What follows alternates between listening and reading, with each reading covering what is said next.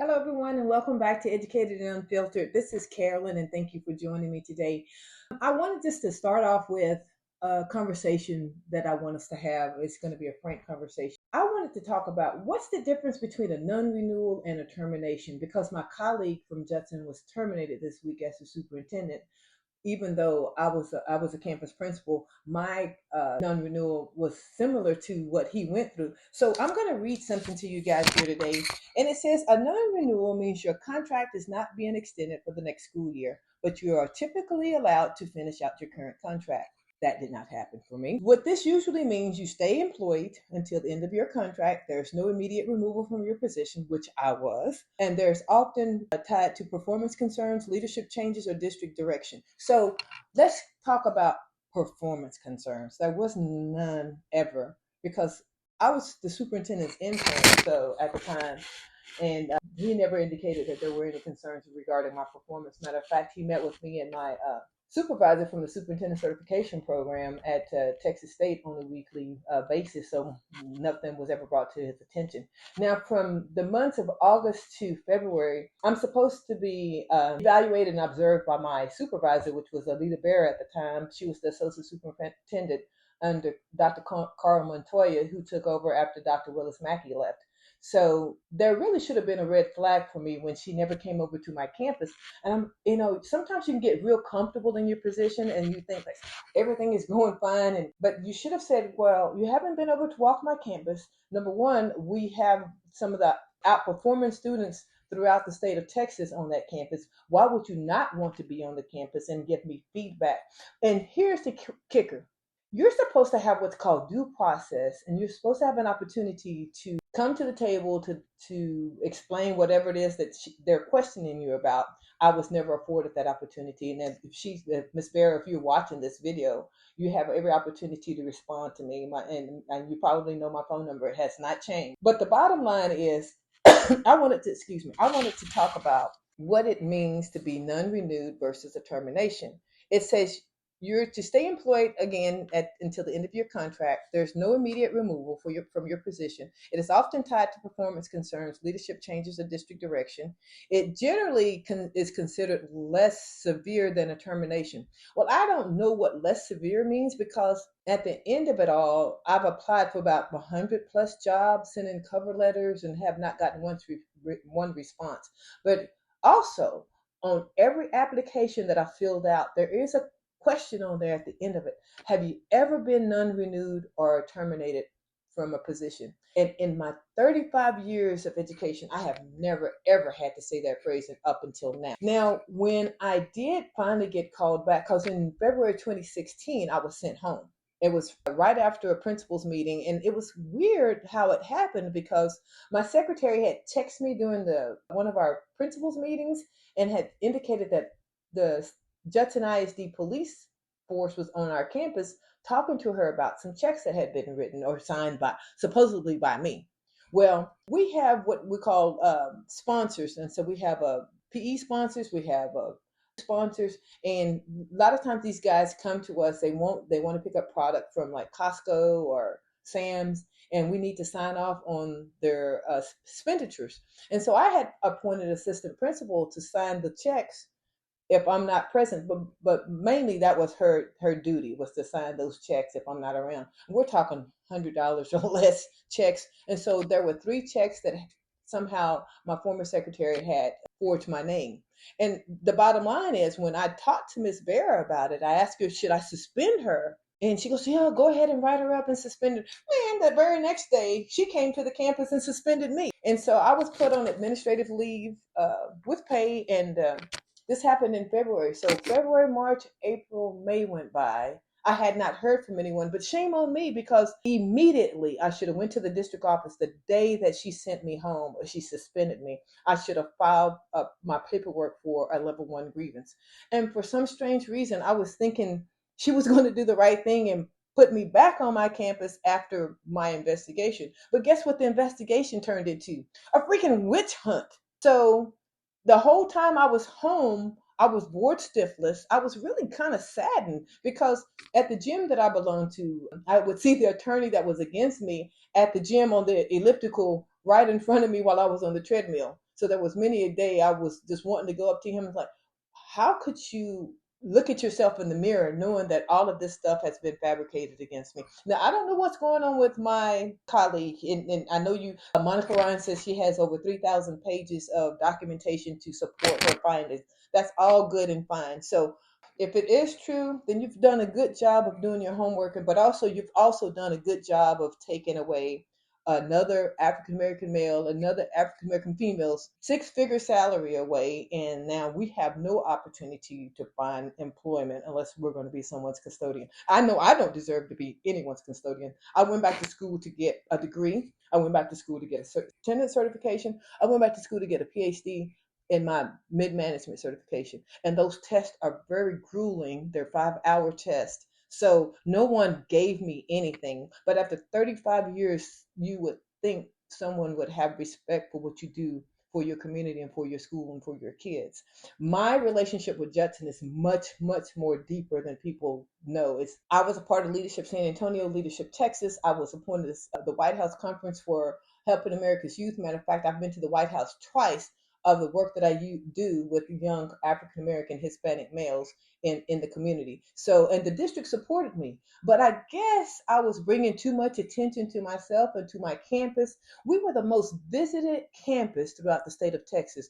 I felt like Metzger at the time, and the name of my school was Metzger Middle School. We were like a clinical teaching school. I ensured that the people that I hired on my campus, and we don't have to worry about people being on the do not hire list. I vetted my staff completely. I hired the likes of Johnny Moore, who used to be a former Spurs basketball player. Tim Carter used to be the men's head basketball coach at UTSA. Neville Shedd, that played on the 1966 championship team that beat the Kentucky Wildcats. Andrew Green, that played at Nebraska, who was a fantastic running back. Just all males that came to the school. They were great role models for our kids. They had the right temperament and the right disposition to be able to engage with our children from that community. My kids were served from us. They were sent to us from Candlewood and Sunrise, and many times they called it Gunrise because there was a lot of shooting and things going on at night.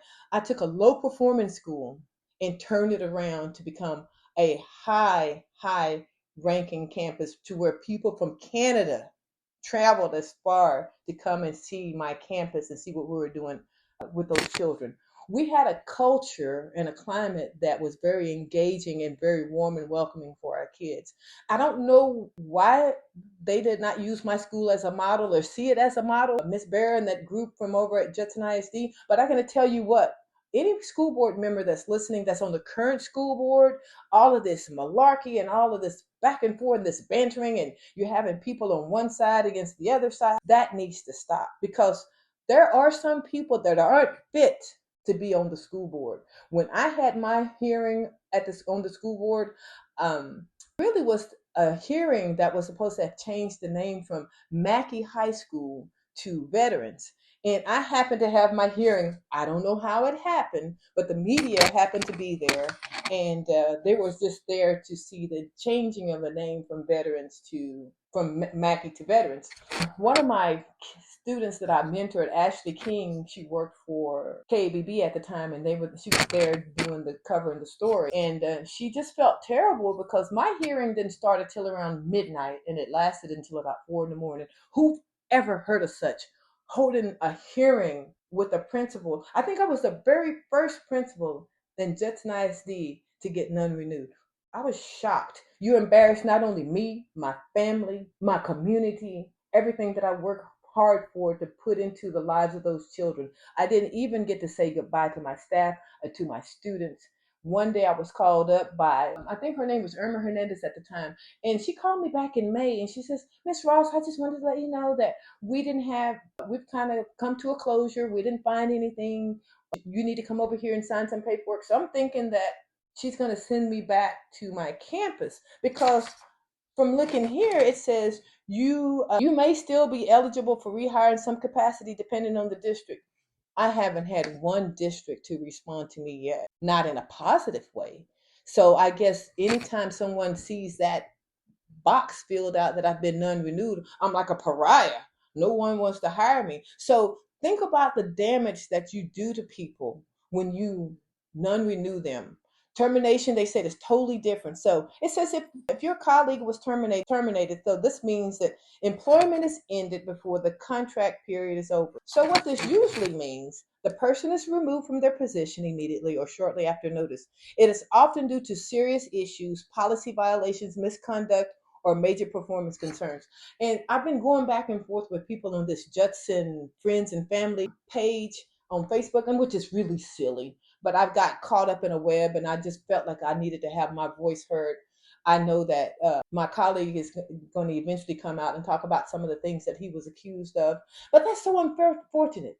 As an African American, we're constantly having to fight for our position. We're constantly having to defend ourselves, even when we feel like we're doing the right things. Now, if there's something that I'm not aware of, that's all good and fine. But you're talking to somebody that was the principal of the year twice in Judson ISD, twice the principal of the year. So all of these accusations that my staff, that they intimidated and they bullied and they told them not to ever contact me, and they feared for their position, they feared for their jobs. And you can see in my post where I posted that my staff was bullied and intimidated. Several of my staff responded and said, yes, I even gave up my position as a department chair because Miss Barra and bullied us and intimidated us so bad because she was seeking information that really wasn't there. People were just scared. But education, guys, is not supposed to be like that.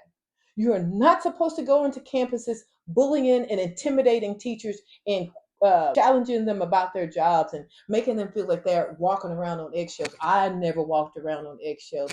I tried to treat everybody right. And Miss Barra, who knows me personally, I did a lot of her work for her. She would send me to conferences, and I would come back and write up emails, and I would write up PowerPoint presentations just so I can show her that I'm supporting what we're trying to do in the district to improve student achievement and academic excellence for our kids. I had 10 kids in the 8th grade back in 2015, 2016 that outscored juniors and seniors on the pre-SAT test. These are 8th graders that was swept under the rug by a guy named Steve Linscomb that used to be our public information officer. He did not even put us on the front page of the website. Now, aren't we supposed to, what am I trying to say? Aren't we supposed to celebrate children's achievements? You did that to try to undermine me, and you ended up taking these kids' achievements away from them just because of a personal vendetta. And I guess you felt like you were obligated to do that. I guess Miss Barra had threatened your job too. But we have to stop being so mean, and we have to start treating teachers with respect. You're wondering why the attrition rate is so high. You're wondering why people don't want to come work for your district. But who would want to work for a district that's so tumultuous and it's toxic and it's not friendly, and you pretend to put children first, and all you're doing is you're putting yourself first? It's a bunch of adult bickering and undermining one another. And we're doing investigations, and then you have somebody giving feedback like, oh, my dear, you need to check your homework and check your facts. The facts is, if anybody who knows Carolyn Diane Ross knows that I'm a person of an integrity. So if my staff was forced under pressure to say things that were inappropriate about me, you are the one that's going to have to live with what you decided to do. That's not my problem. That's your problem, because at the end of it all, I sleep just fine at night, knowing that I treated everybody with kindness, with fairness. I made sure that you got promotions. My principals, they mentored under me 1 year. The very next year, they were principals at a campus. So I must have been doing something right. So this is Carolyn at Educated and Unfiltered, and I will be back because there's more to come. And I'm coming to talk about Kristi Noem, who spent $200 million to make one commercial. But we're too busy trying to undermine and ruin people's lives at a local level. Start writing your congressman and say, hey, what are we going to do about this lady that spent $200 million? Now, you've taken away my colleague and my six-figure job. Oh, well. That's called life. I'm in my 60s. I don't know how old he is, but the bottom line is my voice is going to continue to be heard, and I want people to support me. And if you want to come out and you want to have a conversation with me, please tune into my podcast, Educated and Unfiltered, and we'll talk about whatever we want to talk about. They can't keep our voices quiet. It's called the First Amendment. Thank you.